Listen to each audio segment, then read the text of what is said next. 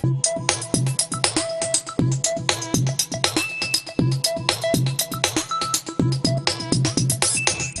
15 jours de sursis pour l'entreprise IAV à Villemur. Mal logement toujours, le Secours catholique fait entendre sa voix. Et Macbeth, la tragédie de Shakespeare, s'installe au TNT. La production de cheveux d'ange à Villemur est en sursis pour 15 jours. La société IAV, Industries Alimentaires de Villemur, ex-Mi-Occitane, ex-Brusson, rachetée en 2010 par un groupe espagnol, est en redressement judiciaire depuis le 15 décembre. L'entreprise a compté jusqu'à plus de 600 salariés au cours de son histoire. Jacques Bortoli travaille depuis qu'il a 17 ans. Au départ, c'était une usine de pâtes. Supralta. Après, on a fait des biscottes, on a fait du pain de mie.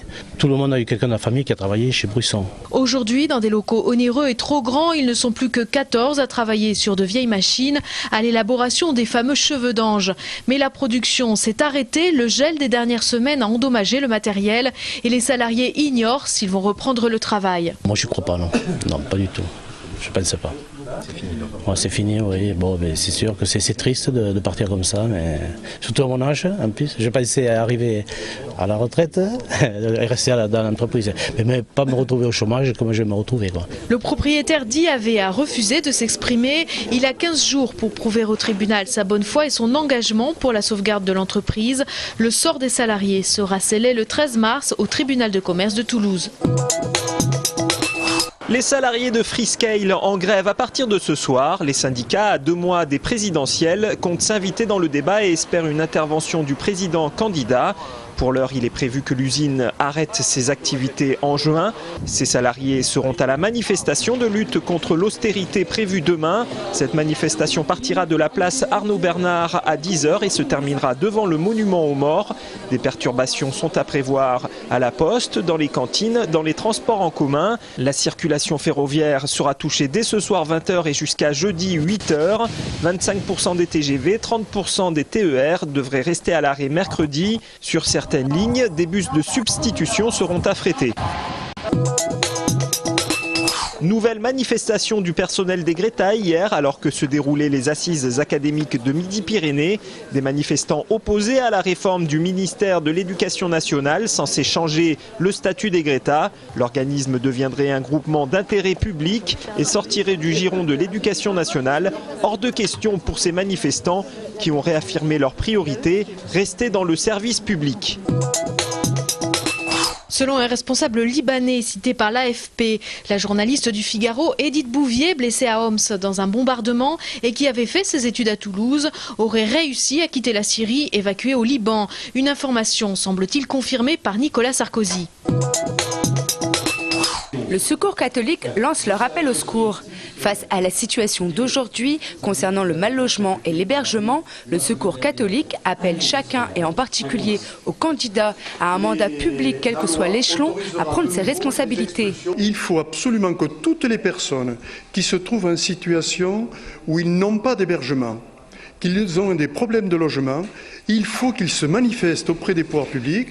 Ça peut être au niveau, disons, de la commune, ça peut être au niveau, disons, du commissariat, de façon concrète pour que leur situation soit prise en compte. Si les gens ne se manifestent pas, ils sont dans un no man's land qui fait que personne ne prend en compte, disons, ces situations-là. Et statistiquement, on dira, il y a moins de problèmes au niveau du logement ou de l'hébergement. Dans le cadre de cette mobilisation, il lance 7 propositions.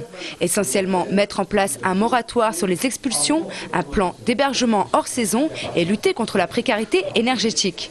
Moi, je vais me battre pour mon fils, pour les enfants, pour la génération suivante. Il ne faut pas qu'ils vivent ça. C'est pas possible. C'est en faisant l'aller-retour Rieux-Toulouse tous les jours, soit environ 80 km, que Dominique Valentin a eu l'idée de créer le premier relais d'entreprise du Volvestre. Le principe, permettre à des salariés vivant dans le coin de venir travailler 1 à 2 jours par semaine dans cette future structure de 170 mètres carrés adaptée aux besoins de l'entreprise. On avait trop tendance à imaginer que le télétravail ne puisse se pratiquer qu'à la maison. Et c'est vrai que c'est là où il y a eu beaucoup de réticence de la part des managers, des DRH à savoir des personnes chez elles, d'autant plus que toutes les personnes n'ont pas une configuration pour pouvoir travailler de chez elles. Ne serait-ce qu'une journée par semaine, c'est une bouffée d'oxygène, ça peut permettre de réduire le stress, ça améliore effectivement la qualité de vie. Les locaux pourront accueillir une vingtaine d'entreprises. Le montant du projet s'élève à 300 000 €. Dominique Valentin a fait une demande de subvention de 50 000 € au Conseil général. Objectif, avoir des prix attractifs. Il faut que ça coûte moins cher de prendre un bureau ici que de prendre sa voiture pour aller à Toulouse. On sera sur 35 €, toutes charges comprises, par jour pour un bureau. Ce qui fait inférieur à 40 €, ce que j'évoquais tout à l'heure, du coût de trajet aller-retour domicile-travail. Ce relais d'entreprise devrait ouvrir en septembre prochain. Un projet expérimental amené à se dupliquer dans la région si l'expérience fonctionne. Entré en vigueur le 6 mai 2011, le sol violet, la monnaie solidaire et sociale toulousaine, a créé de la richesse grâce à son côté non spéculatif et à son impossible thésaurisation. Le sol crée de la richesse parce que c'est une monnaie qui circule. Et pour que la monnaie circule, il faut effectivement un réseau assez important pour pouvoir répondre aux besoins des consommateurs. Je reçois du sol. Pour pouvoir le dépenser, il faut que j'ai des lieux effectivement qui me permettent de vivre tous les jours, d'acheter les produits dont j'ai besoin. Et donc, il faut que je trouve ces lieux. Je suis commerçant, je reçois effectivement du sol. Il faut que je puisse payer effectivement en sol, soit mon loyer, soit mon assurance, soit mes prêts bancaires, soit mes produits, enfin, etc. Donc, je trouve des lieux qui sont effectivement agréés sol, quoi. Donc, effectivement, donc c'est important d'étendre le réseau. C'est une monnaie qui n'entre pas dans la bulle financière. Les 40 000 € injectés dans l'économie sol ont généré 120 000 € d'échanges. Car la sol s'est échangée de consommateur à commerçant 3 fois en 6 mois, quand l'euro le fait seulement 2,5 fois en un an. L'exemple à suivre serait le Schingauer, le sol bavarois. Aujourd'hui, au bout de 8 ans de fonctionnement, ils sont arrivés à faire en sorte que les commerçants ont 10% de pouvoir d'achat supplémentaire grâce à la monnaie complémentaire. Et aussi, donc, ont pu à partir de là embaucher, etc. Un exemple simple, en 2010 en Bavière, c'était 1 million € qui ont été mis sur le marché, qui ont été nantis, et ça a créé, grâce à la monnaie complémentaire, 4,5 millions d'échanges économiques. C'est-à-dire que la monnaie tournait 4,5 fois. Y aura-t-il un jour une carte bancaire sol? L'avenir le dira. En tout cas, tout prochainement, sortiront les billets de 2 sols et de 50 sols. Une nouvelle étoile à Toulouse. Le chef des Jardins de l'Opéra, Stéphane Tournier, est l'unique nouvelle étoilée du département de l'édition 2012 du Guide Michelin qui paraîtra jeudi. Ancien élève de Lucien Vanel, Stéphane Tournier est au Jardin de l'Opéra depuis 2006. La Haute-Garonne compte désormais 5 restaurants étoilés. À noter que l'Amphitryon conserve ses 2 étoiles malgré l'incendie de ses locaux en août. Le restaurant devrait rouvrir en avril. Le Petit Futé Toulouse 2012 sortira dans 2 semaines. Loisirs, sorties, bons plans, le City Guide passe une nouvelle fois au banc d'essai, nouvelles adresses et lieux clés de la ville.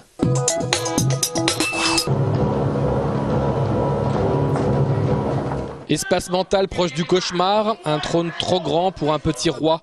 Il n'y a qu'une issue possible, la tragédie. Le pouvoir fait peur dans le Macbeth donné au TNT jusqu'au 24 mars. Nous sommes aussi chez Ubu. Mêler le comique et le tragique, moi c'est une chose qui me passionne toujours. Et quand je monte des spectacles vraiment comiques, je pense toujours au drame. Et inversement pour cette pièce-là, c'est-à-dire que de penser, ça les rend humains quoi, de toute façon. Enfin, depuis qu'on répète cette pièce, enfin, il y a eu la mort de Kadhafi, il y a eu la mort de Kadhafi. Pour moi, c'est exactement la mort de Macbeth. Je suis troublé toujours par la modernité de la pièce, enfin, l'universalité de la pièce et la modernité. Quand on pense qu'elle a été écrite en 1606, voilà, c'est quand même extrêmement troublant. 3 heures de bruit et de fureur, disait Shakespeare. Messieurs, sortez de vos orbites. Je ne veux plus voir.